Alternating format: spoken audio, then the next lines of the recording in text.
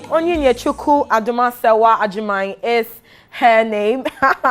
All right, you're welcome. Listen, first of all, you have a good name. Thank you. Joy is because I believe it's important the name you answer to. Yes. That's why I don't think you should be called Benya and things like that. No, because it will have a toll on you, Exactly. Sooner than later. Anyway, so Joy, which is a good name, you're always full of joy, bubbly, and then this is the Nigerian one I love. Yes. Onyinye Chuku, God's gifts. Yes. I know that because I have Nigerian friends. No, I have a Nigerian restaurant, so I meet a lot of Nigerian people. That's Igbo, in fact. That's Igbo. And then, of course, there's Adoma. You know the meaning of Adoma. Yes. It's just grace. Yes. Look at that, Adoma. And then Sewa Ajimai. Amazing. So where's the Onyinye Chuku from? Where's the God's gift? Igbo God's gift from? Yeah, my mom is Nigerian, so she had to throw in her own bits to my. Still, it's a good name. Yes. I think that, and well, congratulations on your win. Thank you very much. Adoma was crowned winner of the unsung category at the just ended VGMA. VGMA. That's how my friend calls it. But yeah, it makes sense, right? Yes. And so, congrats. Thank you very much. Super. I think it's amazing. I'm surprised there was such a backlash you went through. Why were people saying you didn't deserve the award? First and foremost, I should say that each and every nominee in the category was amazing. Like it was hard. In fact, I didn't expect to win. Who were some of them? There was Feli Nuna, there was Wano, who is an amazing rapper, and there's Perez, there's Ebony, and then Nifani. Each and every one of them was stiff competition. Like it was so stiff. Honestly, I wasn't expecting to win. I didn't expect to win. But then I just feel the reason for the backlash is because probably, I'm not too sure, but probably people thought I got nominated mostly because of my mashups and covers. And so other people had original content. Right. And so I didn't, deserve to be there. But the truth is, I do have original content. Oh, you do? Yes, I do. Okay. I released my EP in January called Afraba, which is doing quite well. Afraba. Yes, and Traffic Jam that you just heard is my first single off it as well. So I do have original content. Yeah. I do. No, that's terrific. Listen, the very first time I heard you and saw you, I was in Emilia Brobe's house. We're doing something there. Okay. It was with some guys, and I heard them just, do just here and whispers here and there. So I thought to move and see exactly what was happening. And then they were scrutinizing your video. There's a video I saw you in, and you just kept metamorphosing, from like different music dispensations in Ghana. Yeah. It was super. And these people are music video critiques because they shoot music videos themselves.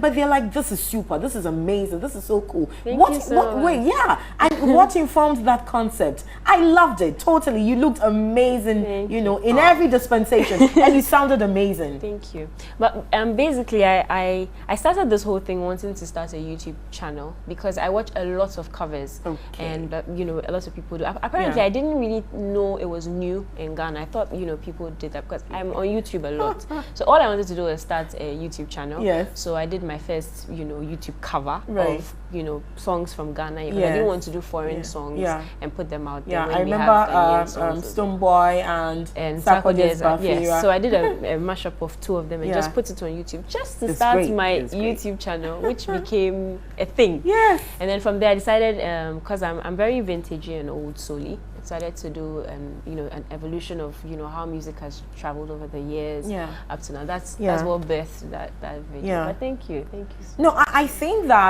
that you are a welcome respite from the norm. The unique artistry you come to the table with should be celebrated by all means. But what happens when you do a cover of someone's song and you actually do better than the original rendition? Because this happened with what are this group Pentatonics. Yes. Who actually did a cover of, was it Lord's Royal? Yes. And then Pentatonics were on the chart at number one, and Lord was number two. I would kill them if I were. No, but what happened? Has this ever happened to you? No, it hasn't. No, it hasn't. Not yet. No, perhaps it has, but we're just not daring enough to say it. Maybe. I don't know. That's actually really funny. Yeah. Okay, and then as well, your Adoma meets Niger. Yes. I can understand why you told that line because there's some Nigerian blood in you. But how was that? How was that taken, especially from you know, the Nigerian community? I feel they like would bash you if you do better than the original versions. I'm telling you. I feel like the thing at the end of the day is good music, Yes. and when I'm not trying to outdo the song, I'm just interpreting it. You know how you sing, you know when we go for reality shows, Yeah. you sing other people's songs, Yeah. but then I was just trying to put a bit of me into what I am singing, Yeah. how I would interpret it. Not, Yeah. it wasn't necessarily to outdo them, or no. And it's music. Music is art. You know, people interpret music in different ways. I just interpreting it in my own way, and if you appreciate it, yay. If you don't, well, the original was there. Another reason for some of the backlashing, you know, the heavy backlashing you've received, I think was because of your performance, was about your performance at the VGMA. At the VGMA. But what do you think of your performance? How would you rate yourself? I think I did a pretty good job, because that was a very nerve-wracking experience for me.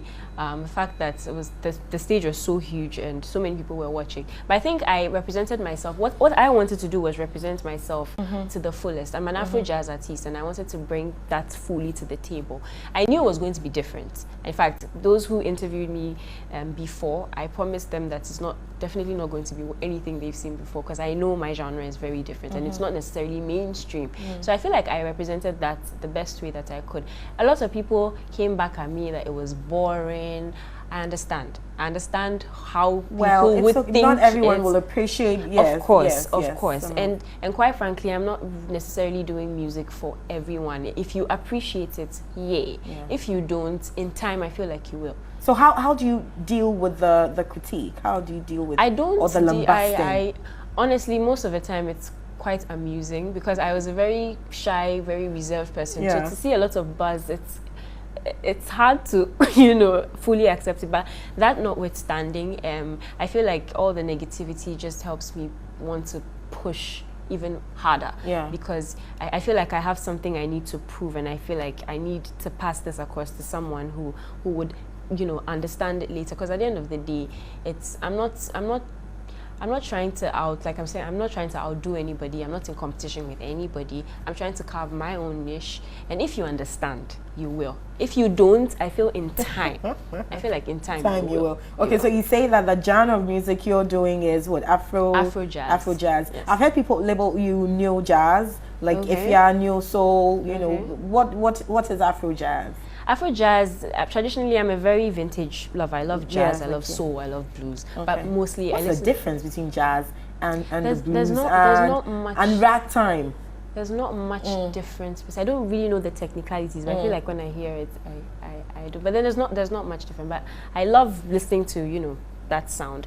But then what I do differently is to throw in the very Afro rhythm to it, so you can have the high life, but it's mixed with jazz. You can have the Afro pop beat, but then it's mixed with jazz. So that's fusion. For how long are you going to keep doing covers of mashups and covers of people's songs? I mean, like you say, you have your own original content. Yes. How about you just concentrate on that? I started off doing covers. I love doing covers. I've been doing it for a very long time, but it was on my phone. I just decided to take it out to YouTube. So as and when the inspiration comes, I will do a cover. But I'm focused, of course. I'm focused more focused on my music right now. And I was reading something from the Guardian newspaper in the UK, and you're described as I suppose one of the most powerful voices in. Have you seen that? Do you even see yourself like that? No, I thought that was major. I thought so too. I couldn't believe it, because, like I said, all I wanted to do was start a YouTube channel. It wasn't supposed to be that much of a big deal. But then, wow, I woke up one morning and I saw them like, wow. Well, seeing where you are now, what do you think the future holds for Adoma? I think the future is very bright and very promising. And I've said this on my social media that it's definitely going to be something that will catch on, something that will trend. You know, at a point, dancehall wasn't trending in Ghana, and then now it is. I feel like in the very near future, Afro jazz will trend. Thank you so much. Joy, Onyanye Chuku, God's gift, Adoma, Sewa Ajimai. Congratulations again. And you look amazing. You look amazing. You make me want to get all slender. And you're watching NewDay. We'll be back.